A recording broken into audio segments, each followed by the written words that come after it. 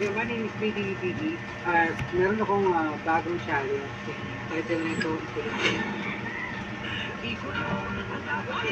million pesos ang kiluman ng Yo, pagbuhay. what up? Ang Jeff inilabas Para. ng Pangulo mismo ang Kulong listahan 16 verse challenge by BTDT Beats. Let's go. 3 taon, 20% ito. Humigit kumulang 100 billion pesos napunta lang sa 15 commitment. Paglagutin ang bumutas ng kubo, sigapan ng buhay, ilagay sa bong, ilubog sa putik, pakainin ng totoo. Panagutin ang bumutas ng bubong, ilagay sa bong.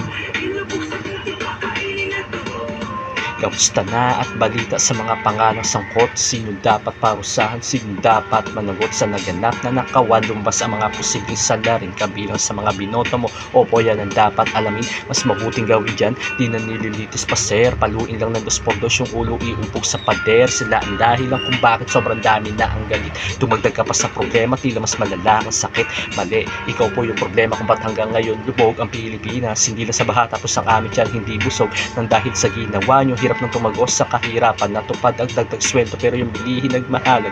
Halos sa pag-unlad, tila ba malabo nang makamit. Sila yung gumawa ng masama pero sa atin po pinagkait Panginoon. Parusahan nyo po yung totoong may gawa. Ibalik ang death penalty sa tiwaling namamahala.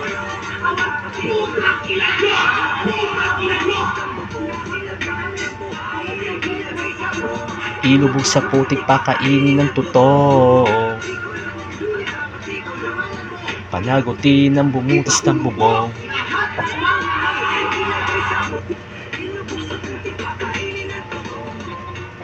Shout out PTDT Beats. And this is my entry.